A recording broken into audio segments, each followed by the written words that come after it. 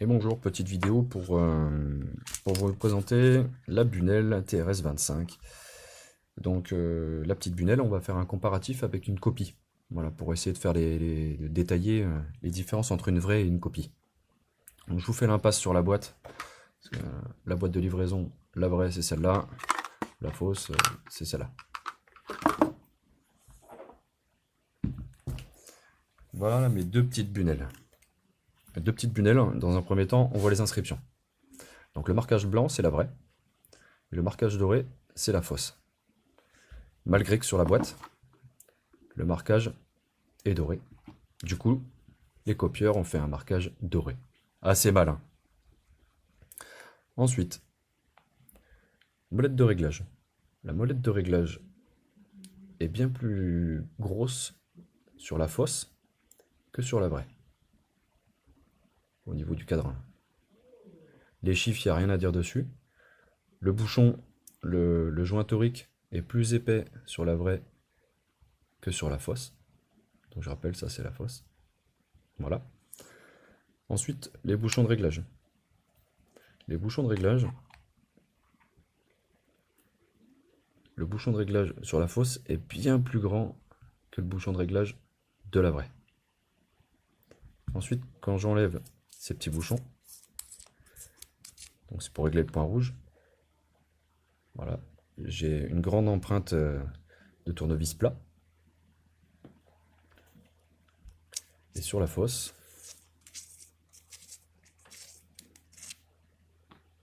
j'ai une toute petite empreinte. Voilà le réglage de la fausse, le réglage de la vraie. La vraie, la fausse.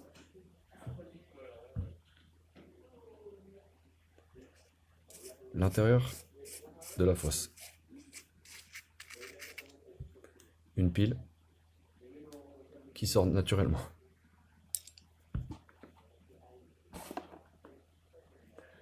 La fausse, le bouchon est déjà plus dur à desserrer, vu l'épaisseur du joint torique. L'intérieur, un petit ressort et pas une bague comme celui-là. Vu pour les deux bouchons. Et la pile, eh ben elle sort pas. J'ai une griffe avec un joint torique qui maintient la pile à l'intérieur. Du coup, je m'aide pour sortir la pile. Et je sors la pile. Donc on voit bien la griffe avec le joint torique.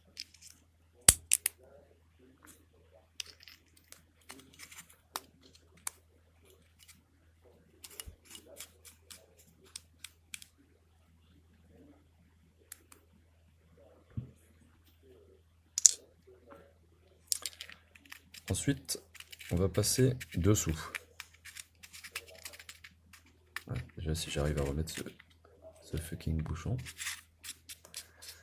sans que c'est pas la super cam.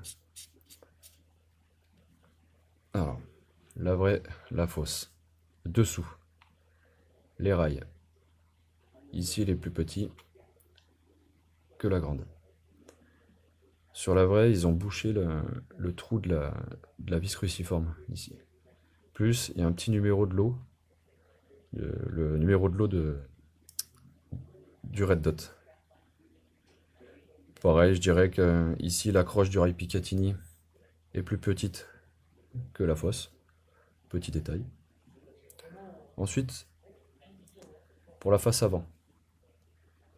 La face avant, on a l'empreinte sur la vraie, l'empreinte du point rouge qui est désaxée.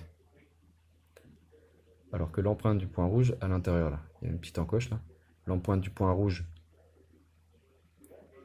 de la vraie est déportée. L'empreinte de la fausse est dans l'axe. Pour la vitre, c'est pareil. La fausse, elle est légèrement renfoncée. La vraie, elle est à franc du bord.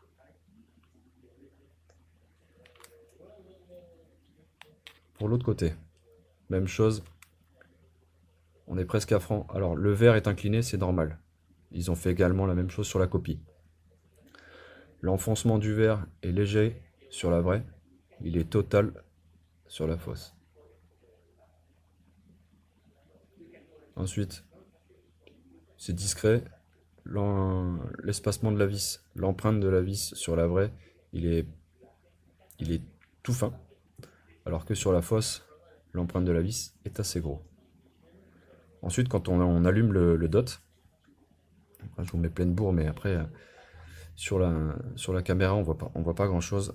Je dirais que pour un 3 MOA, hein, donc 3 minutes d'angle, euh, celui de la fausse est nettement plus gros. Enfin, nettement. À l'œil, il est plus gros. À la caméra, on voit pas grand-chose. À l'œil, il est plus gros. Je balancerai peut-être un 4. Peut-être pas jusqu'à 5, mais pas loin. Euh,